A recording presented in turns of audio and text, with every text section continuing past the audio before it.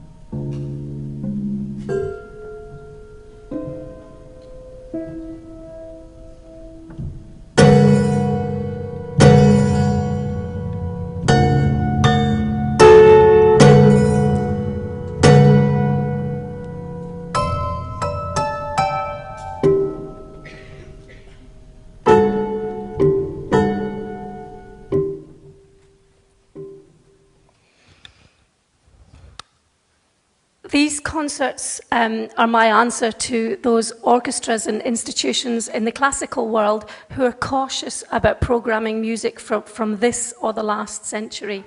If you put on a piece of even mid-20th century music into a traditional symphony concert, certainly in London, you can guarantee a dip in your box office. And in the words of one of our orchestral directors, 95% of the audience will absolutely hate it. The usual trick that orchestra managers resort to is to sweeten the pill with more familiar repertoire.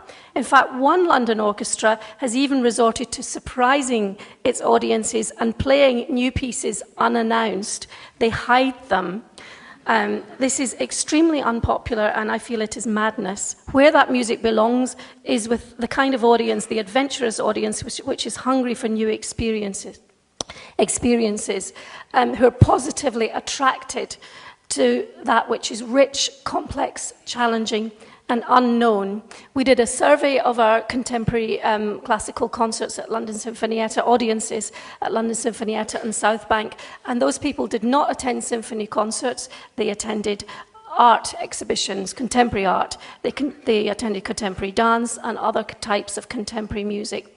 A person going to hear a Brahms concert has an entirely different set of motivations. It's like going to see the Royal Shakespeare Company. You want to be moved and stirred within a framework which is essentially familiar.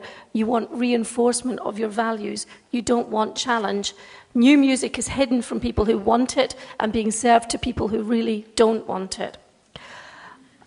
I went to a concert in the Edinburgh Festival last week, and it was exactly that kind of kabuki experience. It was a wonderful concert, but it was the absolutely straight 19th century concert ritual. It was mostly music by Haydn, but they had a brand new commission by the experimental composer Giorgio Battistelli, and it was in the middle of this brightly lit concert hall in Scotland, and there was a very, very elderly audience who kind of tolerated it. But I just thought this piece really, really needed to be put on late night in a different kind of setting with lighting for an audience that really would appreciate it. The Edinburgh Festival is full of experimental theatre and dance, and yet it's new music it places in this kind of glass case in a museum. So emboldened by those experiments with the Warp record label, the London Sinfonietta and Southbank collaborated with Johnny Greenwood and Tom York of Radiohead. Johnny Greenwood was the lead on this project, and he's a classically trained musician, and he'd been writing concert pieces for a long time. And he also had an eclectic range of musical interests, from Messiaen and Dutilleux to Ligeti and Arab music, all of which were in this concert. I just want to play you a piece of Ligeti from the beginning, a little bit of Ligeti from the beginning of the concert, which was Greenwood and York's personal choice.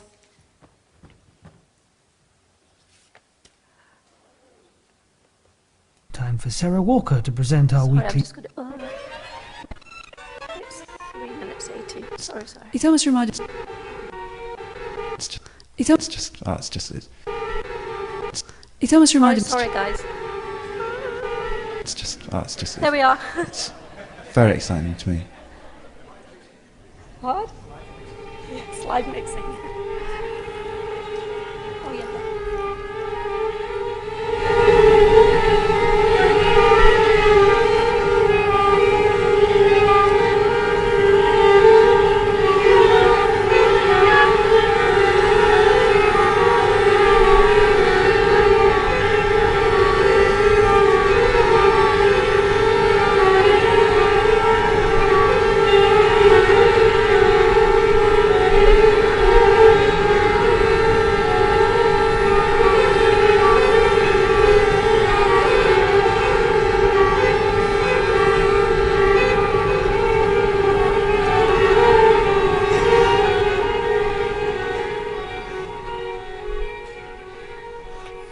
I don't know how many of you are familiar with Ligeti's music. I'm sure many of you are, but that's an example of his... Ligeti was a famous arachnophobe.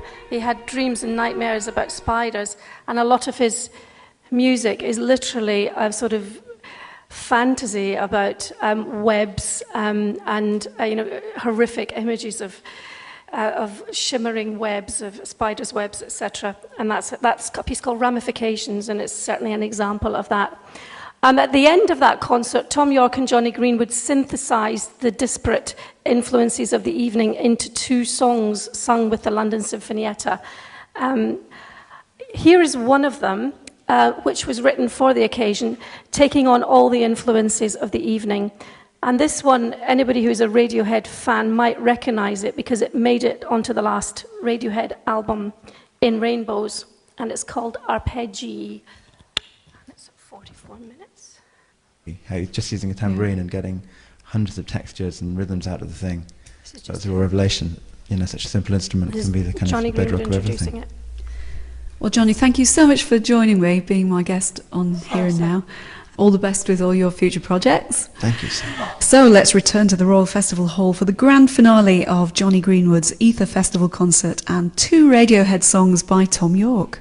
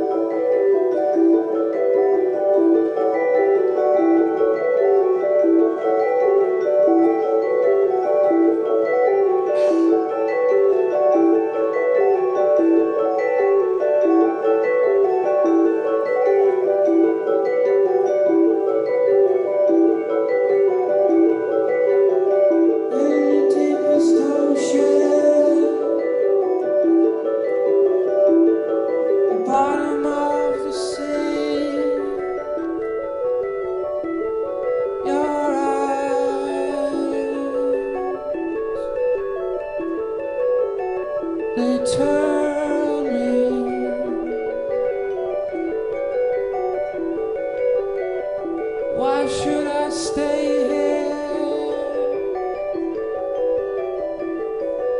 Why should I?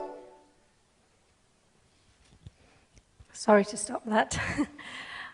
These experiments have caused us to be confident about the power of new music to appeal to audiences. The major works of the avant-garde, festivals of Xenakis, Nono, Stockhausen, Messiaen, as well as lots of new work and collaborative work by younger artists and composers, have had huge success after those experiments. We have found an audience for them, a new audience for them. I was going to play you a little video extract to finish with, of a new work by Thomas Addis, but I'm not going to play the video because in this light it just doesn't look very good at all.